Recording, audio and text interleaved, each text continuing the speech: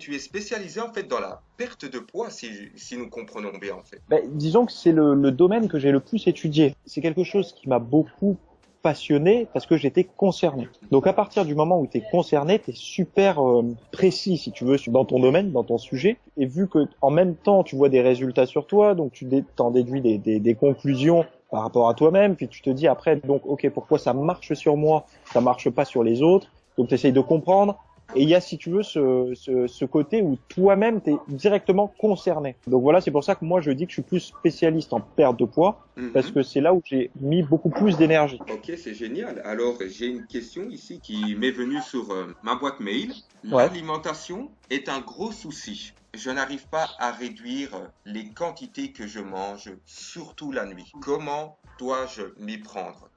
Alors, Théo, qu'est-ce qui se passe? Comment est-ce que tu peux faire pour aider cette personne-là? Qu'est-ce que tu lui conseillerais? C'est pareil, tu vois, il y a plusieurs cas de figure. Premier cas de figure, tout simple, la personne mange de mauvaise qualité le soir, donc à son dernier repas de la journée, son repas programmé, on va dire, mange mal. C'est-à-dire qu'elle va manger par exemple des glucides à fort index glycémique, je sais pas si ça te parle, Oui. mais des glucides un petit peu trop. Voilà, donc ça c'est le premier cas. Donc du coup, elle va, pendant les 20 minutes qui vont suivre pas l'entraînement, le repas, elle va se sentir plus ou moins bien, et puis Mhm. après, hypoglycémie, elle va avoir faim. Donc ça va la réveiller, la personne, si elle s'est endormie, elle va aller grignoter et tout. Mhm. Deuxième cas de figure, la personne peut manger trop faiblement par rapport à, par exemple, si elle s'est entraînée juste avant le repas du soir, la personne s'est entraînée juste avant, elle mange pas assez de calories. Tu vois, elle reconstitue pas assez ses réserves, au moins pas de glycogène parce que tu les fais pas en un repas, mais elle se comble pas son déficit, sa faim, quoi, si tu veux. Donc elle peut avoir très faim pendant la nuit aussi, se lever, grignoter. Après, tu as le cas de figure où la personne est dans une spirale infernale. Ah,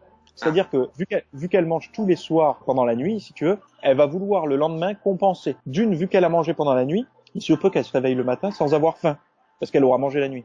Donc du mhm. coup, elle va sauter le petit déjeuner déjà. Ensuite, le repas du midi, elle va vouloir continuer de compenser son écart de la nuit, donc elle va manger plus léger. L'après-midi, elle prendra peut-être pas de collation ou alors un truc très léger. Elle ira s'entraîner intense et voilà, elle va répéter la boucle. Cette personne n'aurait pas réellement un problème de manger la nuit de manière supplémentaire à des repas normaux. C'est juste qu'elle a décalé son rythme alimentaire. Il faudrait que peut-être que cette personne essaie de tenir au moins une nuit sans manger, le lendemain matin de faire un bon petit déjeuner avec pas mal de graisse, pas mal de protéines, etc. Une dose en glucides modérée selon son objectif. Et toute la journée comme ça qu'elle essaye d'ingérer des calories, au moins jusqu'au moment où elle va s'entraîner. Et là, qu'elle refasse une déduction. Ensuite, il y a autre chose, c'est l'addiction aux écrans, si tu veux. Donc, que ça soit les jeux vidéo, YouTube, Netflix, tous ces trucs. Durant la nuit, passé un certain stade, on a tous faim, quelle que soit notre alimentation. Si tu fais veiller une personne, passer minuit par exemple, tu vas être sensible, tu vois, à te prendre un petit carré de chocolat, à vouloir manger un petit truc, parce que ça, mine de rien, ça fait déjà quelques heures, si tu veux, que tu es sorti de table et tu commences à avoir faim. Donc quand tu dors, cette petite légère faim, cette gourmandise, tu la ressens pas.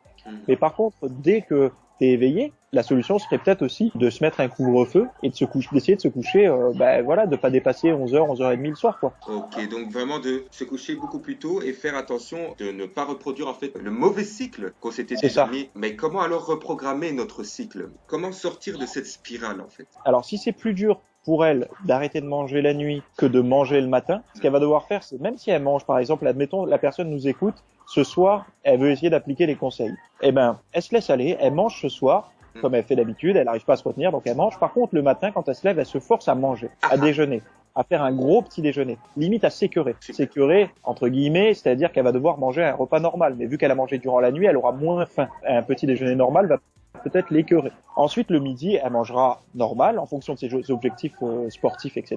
Mhm. Elle fait ses collations et tout ça, et elle regarde si le soir, c'est pas beaucoup plus simple de tenir, du coup.